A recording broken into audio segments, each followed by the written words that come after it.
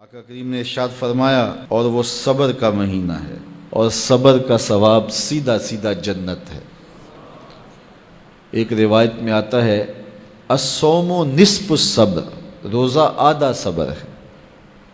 تو روزہ رکھ کر کے یہ دولت حاصل کی جا سکتی ہے۔ وشہر المواسات، اور یہ ایک دوسرے کے ساتھ محبت کرنے کا، باہمی تعاون کرنے کا، الفت و رافت کے ساتھ پیش آنے کا مہینہ ہے۔ وَشَهْرٌ يُزَادُ فِيهِ رِزْقُ الْمُؤْمِنِ، اور یہ ایسا بابرکت مہینہ ہے جس میں مومن کا رزق بڑھ جاتا ہے، مومن کے رزق میں اضافہ ہو جاتا ہے۔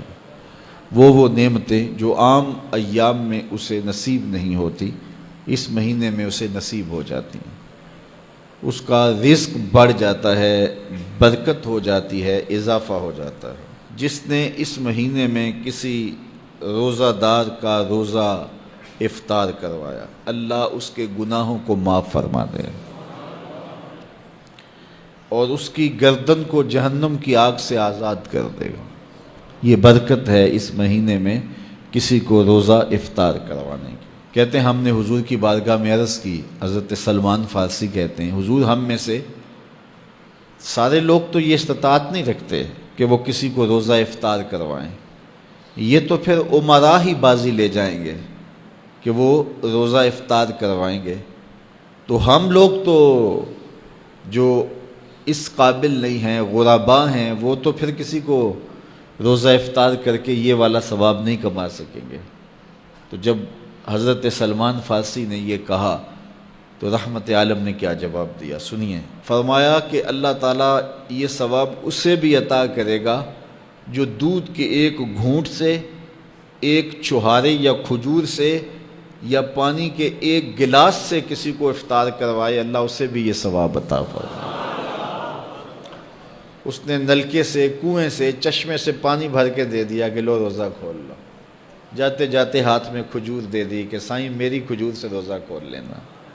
اس نے بکری دو رہا تھا تو اس نے ایک گھونٹ دودھ کا اسے پلا دیا۔ تو جس نے روزہ اس طرح بھی افطار کروایا، کسی غریب نے ایسے بھی کسی کا روزہ افطار کروا دیا، میرے حضور فرماتے ہیں اللہ اس کو بھی پورا پورا ثواب عطا فرمائے۔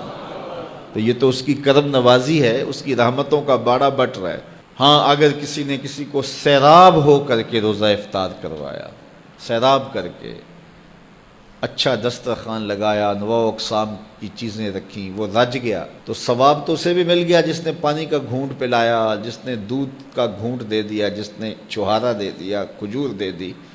لیکن جس نے اس کو رجایا، اس کو خوب سیراب کیا، تو میرے مصطفیٰ کریم فرماتے ہیں اللہ اس کو جام کوثر عطا کرے گا۔ 50,000 سال کے دن میں اس کوثر کے جام پینے کے بعد اس کو پیاس نہیں لگے گی، حتیٰ کہ جنت میں چلا جائے گا۔ اللہ کی رضا کے لیے ماہ صیام میں لوگوں کے روزے افطار کروائیں۔ یہ جو نمائشی افطار پارٹیاں ہوتی ہیں ان سے جان چھڑائیں۔ ریا والا عمل اللہ کو کبھی بھی قبول نہیں، یہ بات ذہن میں رکھیں۔ بعض کا ہم محنت کرتے ہیں ضائع ہو جاتی ہے چونکہ ریا شامل ہو جاتی ہے۔ بعض لوگ تو ایسے لوگوں کی افطاری بھی کرواتے ہیں جن کے بارے انہیں یقین ہوتا ہے کہ انہوں نے روزہ نہیں رکھا ہوا، تو ان کو بھی بلا کر کے نمائش کی جاتی ہے کہ ہمارے گھر میں دیکھو کتنے بڑے بڑے منصب دار اور عہدے دار آئے ہیں۔ اللہ کے ساتھ دھوکہ نہ کرو، اللہ کے ساتھ کوئی دھوکہ کر نہیں سکتا، وہ اپنے ساتھ دھوکہ ہے۔